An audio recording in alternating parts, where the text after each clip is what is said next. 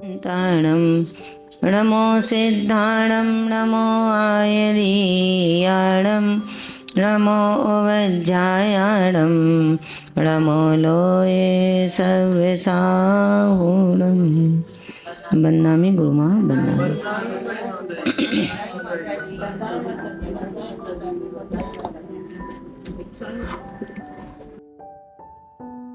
आज की बात का शुभारंभ काटकानपेक्षा के अंतर्गत कल हम सब ने अनित्य भावना को पढ़ा। अनित्य भावना का तात्पर्य था कि पर्याय दृष्टि से जब हम स्वयं को देखते हैं तो वो क्षणक्षयी है। संसार की यही विचित्रता आत्मशोधक को बल प्रदान करती है कि स्वभाव का अभाव और विभाव का सद्भाव। जब विभाव का सद्भाव होगा तो जो मोक्षार्थी है, स्वभाव को पहचानने की जिसको इच्छा है, वो विभाव के द्वारा ही, विभाव के सद्भाव में ही स्वभाव का शोधन करेगा। कैसे? जब विभाव है जब ही शोधन होगा। जब स्वभाव है अगर, तो वो क्यों शोधेगा भाई, है ना? संसार की ये बहुत बड़ी विचित्रता है कि हर व्यक्ति, हर इंसान अपने जीवन में निरंतर उत्तरोत्तर वृद्धि हो, मेरे धन की, मेरे वैभव की, मेरे सुख की, इसके लिए पुरुषार्थ करता है और पुरुषार्थ करना भी चाहिए। जैन धर्म के अंदर, अन्य धर्मों के अंदर व्याख्या ये नहीं की गई कि व्यक्ति को पुरुषार्थी नहीं होना चाहिए। व्यक्ति पुरुषार्थी हो और अपने लक्ष्य पर रख कर के लक्ष्य भेद करने वाला हो।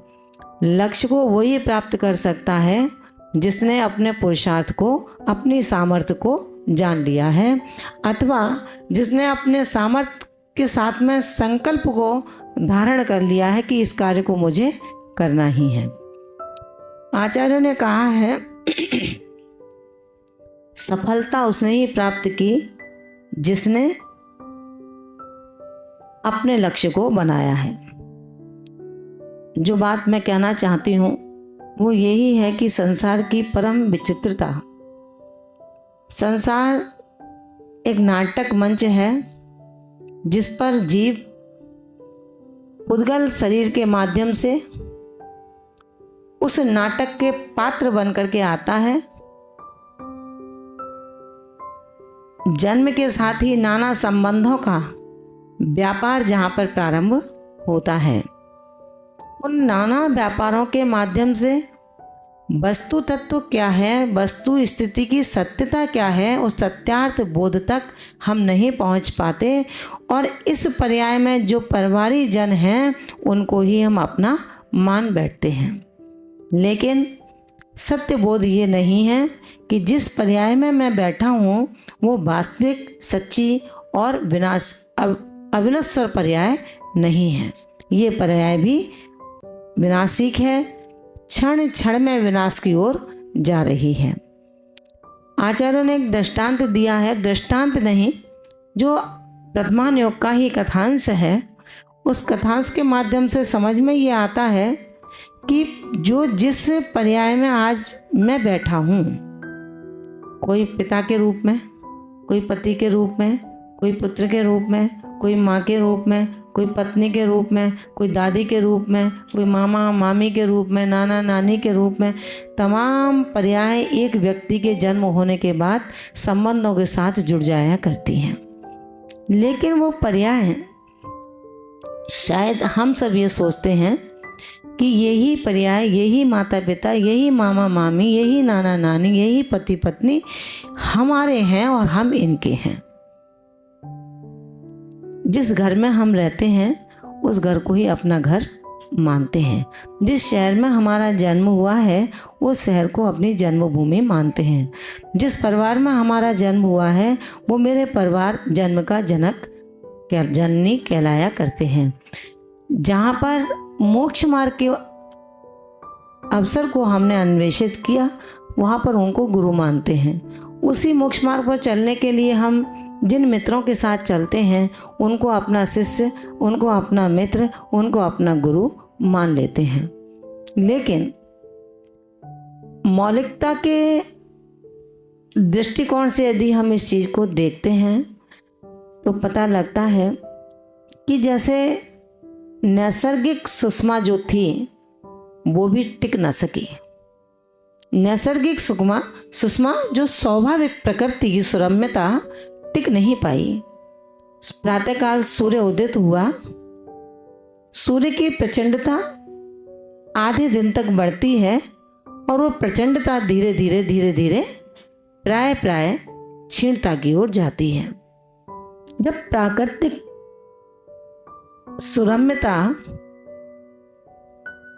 स्थिर नहीं रह सकी तो ये आती जाती श्वासें जो पर्याय से हैं ये कब स्थिर हो सकती हैं।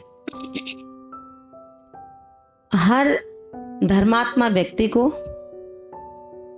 पापों से बचने के लिए पुण्य का उपादान संजोना चाहिए, क्योंकि बिना पुण्य के उपादान से, पाप के उपादान से अगर पाप के ही निमित्त मिलते हैं तो उससे आगामी नवीन बंध भी पाप का ही होता है।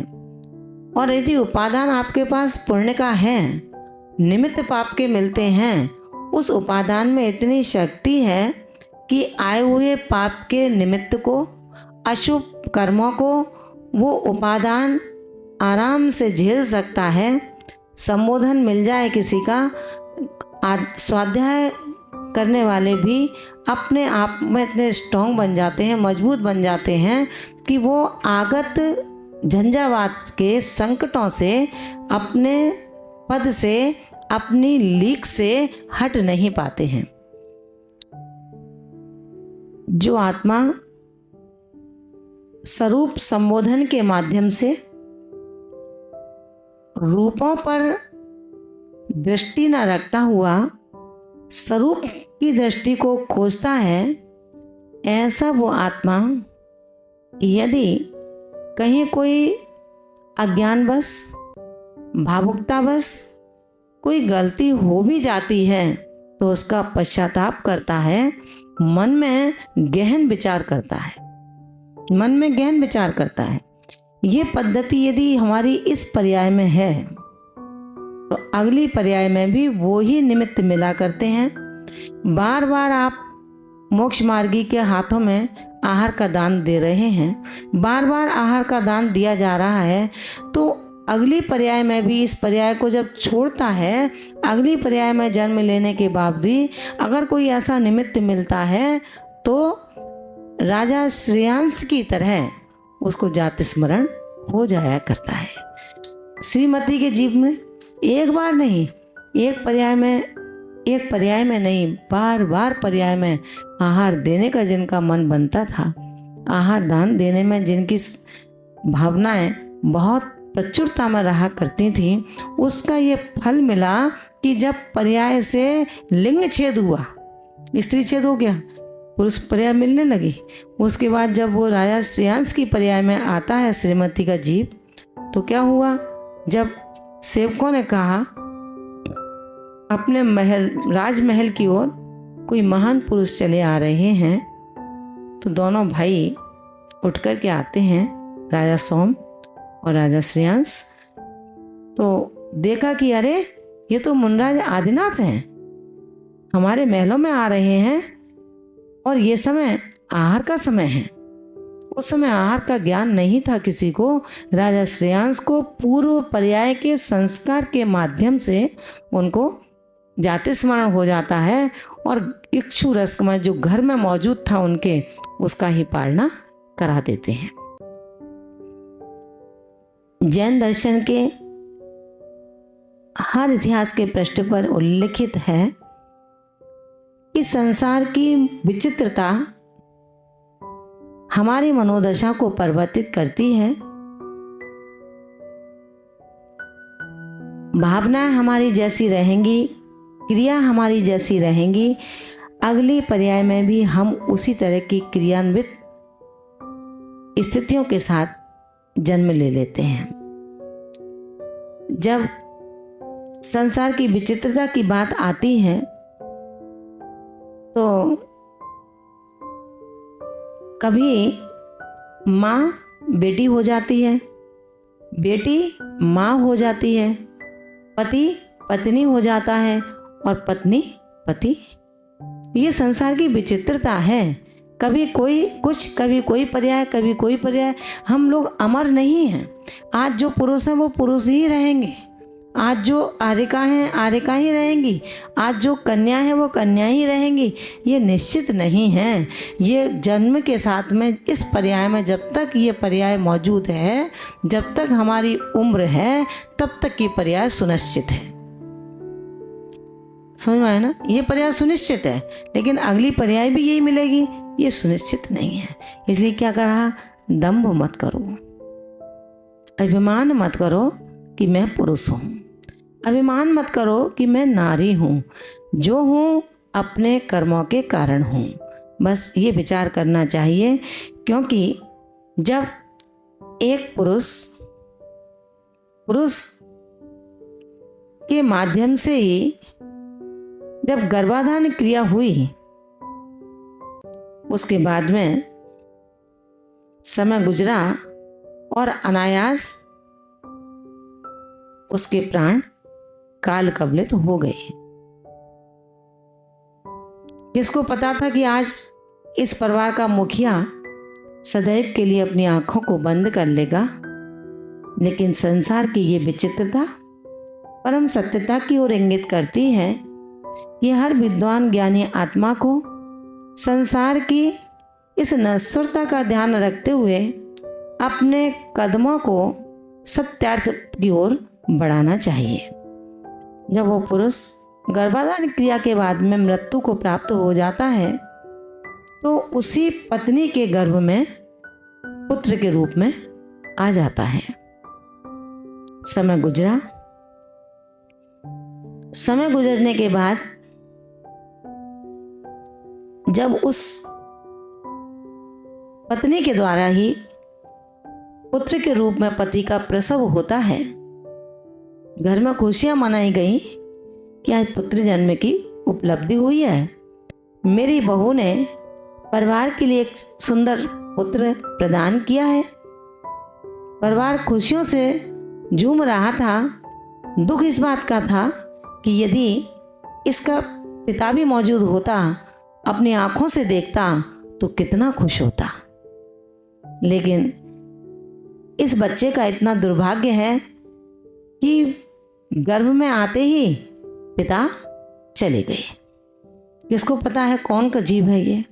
पता था क्या? हमारी सोच कैसी है? हम अपने हिसाब से बात करते हैं कि यदि पिता होता तो खुश होता पुत्र को देख करके। जैन दर्शन कहता है कौन पिता है, कौन पुत्र है, कौन माँ है, कौन बेटी है, किस बेटी के लिए, किस माँ के लिए, किस पुत्र और पिता के लिए हम उत्सव और शोक मनाते हैं। बच्चा धीरे धीरे बड़ा होता है, बड़ा होने के साथ साथ बोलता नहीं है। परिवार वाले माँ को खिन्नता होती है कि बेटा भी है, सुंदर भी है, लेकिन बोलता नहीं है। अगर नहीं बोलेगा तो माँ उसकी तोतली बोली भी तो रिझाती है। बच्चा नहीं बोलता, माँ दुखी होती है। अनायास घर के अंदर दादा दादी सभी सदस्य हैं, बच्चा नहीं बोलता और माँ का दूध भी नहीं पीता। माँ दूध पिलाने की कोशिश करती है लेकिन माँ का दूध नहीं पीता। गाय बछड़ों का दूध पीता है, गाय भैंस का दूध पीता है, लेकिन माँ का दूध नहीं पीता था। माँ खिन्न होती है कि कैसा बच्चा है, मैं अपना दूध पिलाना चाहती हूँ लेकिन बच्चा नहीं पीता और ज्यों ही बच्चा बड़ा होने लगता है बच्चा बोलता भी नहीं है। एक दिन जब ये बात घर के सभी सदस्य थे उनको पता चलती है धीरे धीरे, तो मंदिर में एक मुनिराज आए हुए थे। उनके पास बच्चे को लेकर के जाते हैं और निवेदन करते हैं कि हे गुरुदेव, ये बेटा है, अभी इसका जन्म हुआ है और अभी ज़्यादा उम्र नहीं है, बच्चा केवल 3 और 4 साल का है। जब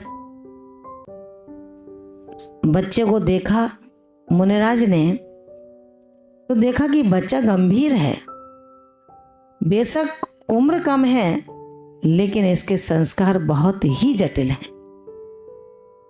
तो उन्होंने उनके परिवार वालों को कुछ नहीं कहा। मुनिराज ने परिवार वालों को कुछ नहीं कहा। उस बच्चे से कहा कि बेटा, तुम क्या सोच रहे हो, जो विचार कर रहे हो ये तो संसार की ऐसी ही विचित्रता है, ऐसा ही संसार है ये, इसके लिए खेद करने क्यों होते हो। अब तुम अपना मौन तोड़ दो, इन सबको संबोधन दो और संबोधन देकर के जैनेश्वरी दीक्षा को ग्रहण कर लेना। बच्चा समयोपरांत इस बात को समझता है और जैसे ही वो बच्चा अपने 8 वर्ष की उम्र को पार करता है तब तक मौन ही रहता है, बोला नहीं है, माँ से बात नहीं करता। दुनिया के परिवार के लोग कहते हैं कि माँ के चरण स्पर्श कर लिया कर, लेकिन माँ के चरण स्पर्श नहीं करता। मुनिराज ने फिर कहा कि अवधज्ञानी थे, अवधज्ञान होने के कारण उन्होंने उस बच्चे को पुनः संबोधन दिया कि जिस कारण से मौन रखे हो ये कोई विशेषता नहीं है बच्चे, तुम संसार की इस नश्वरता को, विचित्रता को समझने का प्रयास करो। वैराग्य और मोक्ष मार्ग किसी उम्र का मोहताज नहीं होता है। तुम जिस घर में रहते हो ये घर तुम्हारा नहीं है, ये परिवार के सदस्य तुम्हारे नहीं हैं, ये तो परिवार के उस वृक्ष पर बैठे हैं जिस वृक्ष पर आकर के पंछी रैन बसेरा करते हैं। बस समयोपरांत जिसका जैसा समय पूरा होता जाता है वो अपने अपने दिशाओं की ओर गमन कर जाते हैं। इसलिए हे पुत्र, तुम विचाराधीन न हो, मौन को खोलो, संबोधन दो परिवार को और सत्यता बताओ कि जो तुम्हारी जननी है वो ही तुम्हारी पत्नी है, जो तुम्हारी जननी है वो ही तुम्हारी पत्नी है। मौन खोल करके इनको संसार की सत्यता का बोध करा करके इस निस्सार में से सार ढूंढो। संसार है, यही सार है और यही निस्सार है। बस काबिलियत, दृष्टिकोण अपना होना चाहिए कि मुझे निस्सार में से भी सार कैसे निकालना है। जो सार है वो तो सार है, लेकिन निस्सार में से भी सार कैसे निकाला जाए। बस यही संसार है बेटा, इससे ही तुझे मोक्ष मार्ग प्राप्त होगा। संसार में नहीं होगा तो मोक्ष भी नहीं मिल सकता है।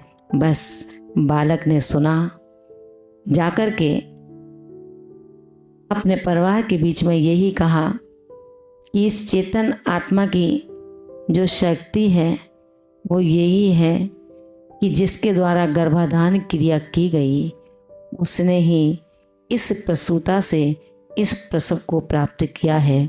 मैं पत्नी के गर्भ में आकर के पुत्र रूप में हुआ हूँ।